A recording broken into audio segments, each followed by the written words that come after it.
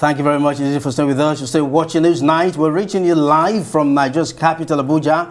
So the dust has settled and the 10th National Assembly has been inaugurated. For analysis, we're joined by Rise analyst Frank Tietie and the Rise politics editor Sumner Sambo. Welcome, gentlemen. Yes, indeed. All right, let's begin this conversation from where we stopped. Frank Tietie, let me start with you. This National Assembly is going to be a very dynamic one, as some are saying. 8 political parties in the Senate and, of course, the lower house. What are your expectations?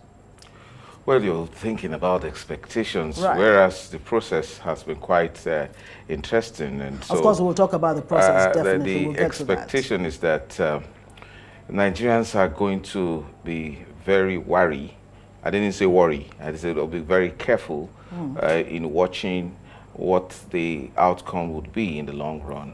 We just had an episode with the president that had a very friendly National Assembly, that the president, who had a very strong appetite for borrowing, and a National Assembly that was always ready to do his bidding. And Nigerians in the long run didn't quite understand why the National Assembly didn't scrutinize much of what he did with the loans he collected, where, unabatedly. So in this case, if anybody had doubted the political influence of President Bola Ahmed Tinubu before now, the outcome of today's inauguration in the National Assembly has put that doubt to rest. Frank, not to cut you, I mean, yes, of course, the point is the emergence of Godswill Akpabio. What does that say to you? Your impressions about that? It's just that the president has had his way because he's the president's anointed.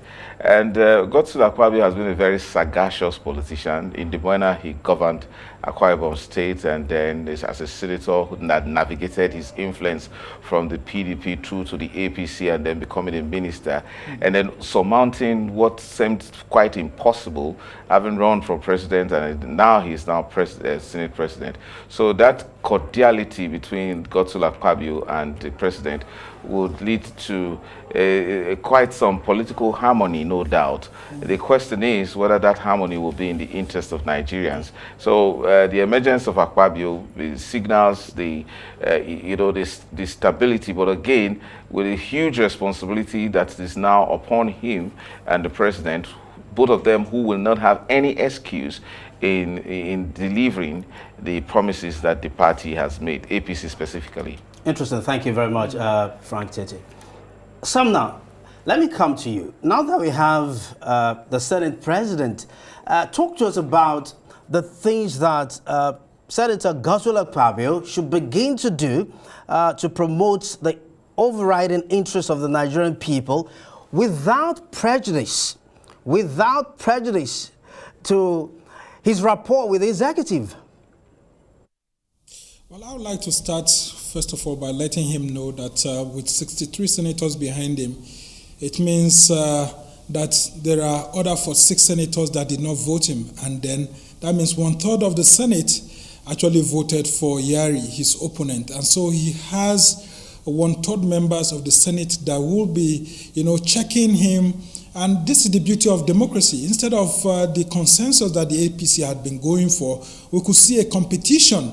And this will continue in the sort of bills that will be brought, both executive bills and private members' bills, and all of that in the Senate. He would know that there are those who will be out there serving as the eyes of the people, should in case he would want to kowtow to the executive's requests constantly, like it happened in the last Senate.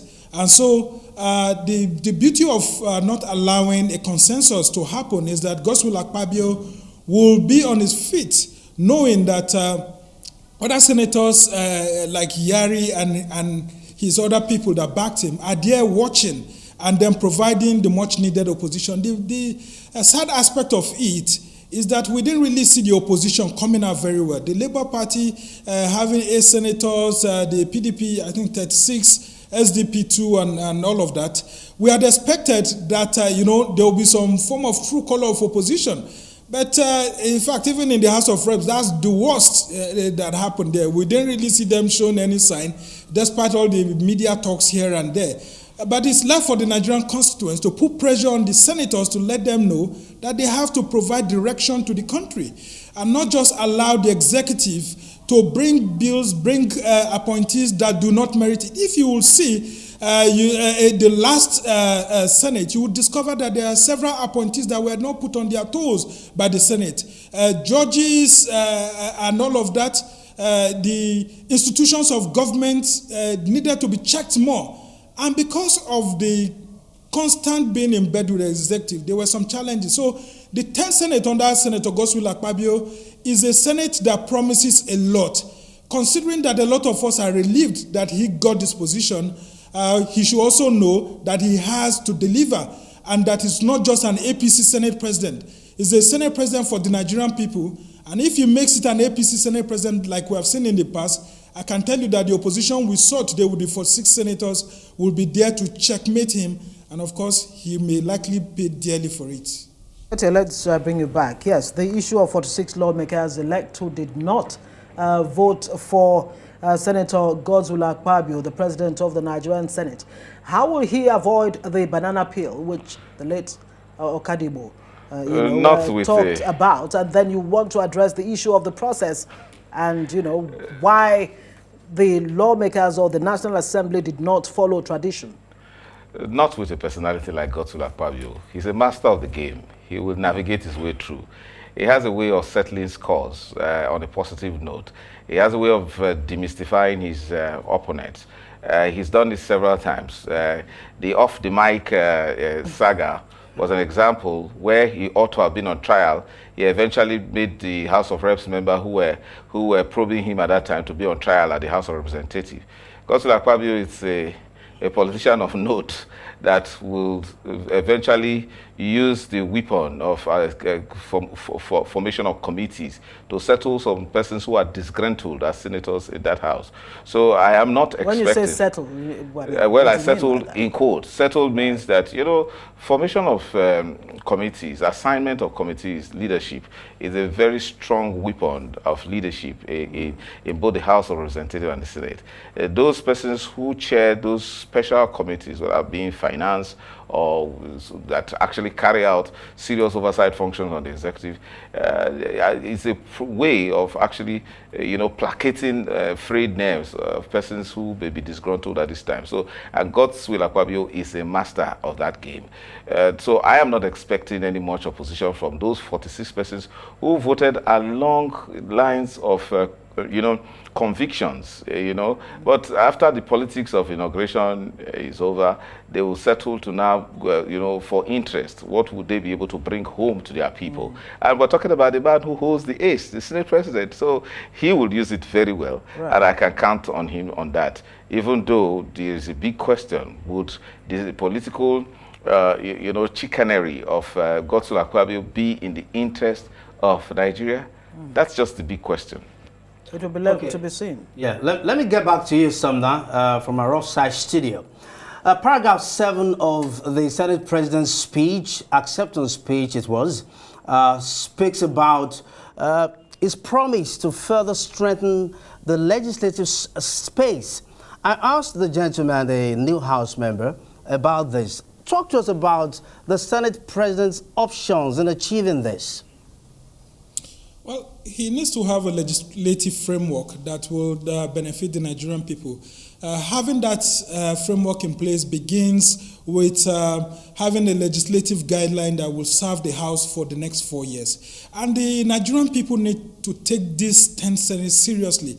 Because if we see what happened in the 9th Senate and then specifically in the 8th Senate, you will know that it's the lack of attention to the Senate that has put us to where we've got to in terms of having high,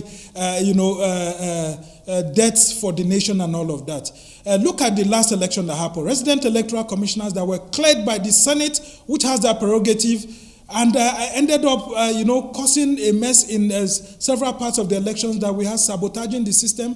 The Senate needs to pay attention to most of the executive nominees that are going to be brought before it, right from the ministers to ambassadors designate to the resident electoral commissioners. chairman of boards and all of that. The Senate needs to pay attention to the sort of people we put in our institutions. Look at the NDIC, for example, where we are having challenges, and then a law that comes forth the other day is repealed, and then there's a crisis there as to what the new law says, and then the board that was put in place. And then it's all in a mess. How can we have a legislature pass a law and the president assents to it, and then they are having two laws that are, causing challenges here and there because there's confusion?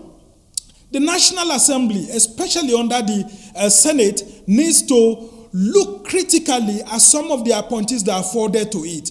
That is the best way to help President Bola Tinubu. If Godswill Akpabio thinks doing bow and go is the thing that will help Bola Tinubu, he will be making a mistake. Because look at some of the executive appointees that were made into the last cabinet. The bow and go syndrome went and created a problem in President Buhari's cabinet. Many of them were sleeping ministers.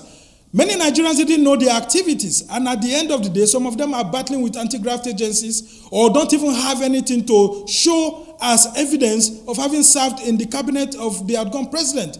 So the Nigerian people have a lot of problems.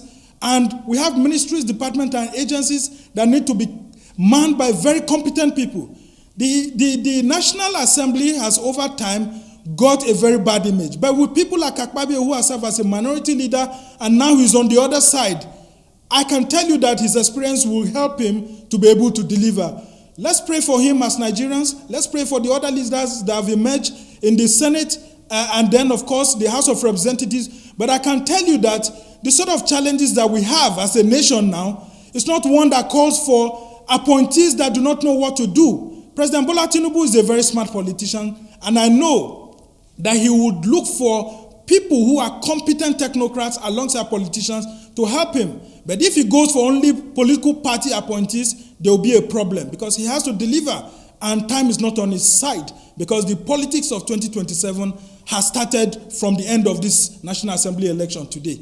And time is also Amazing. not on our side right now with this discussion. Well, as the Senate President has assured a forward-looking Senate that will pass laws to benefit Nigerians, especially with economic viability and all the other challenges Nigeria faces. Thank you, both of you gentlemen. Frank Tietie, a lawyer, a rise analyst, and Sumner Sambo.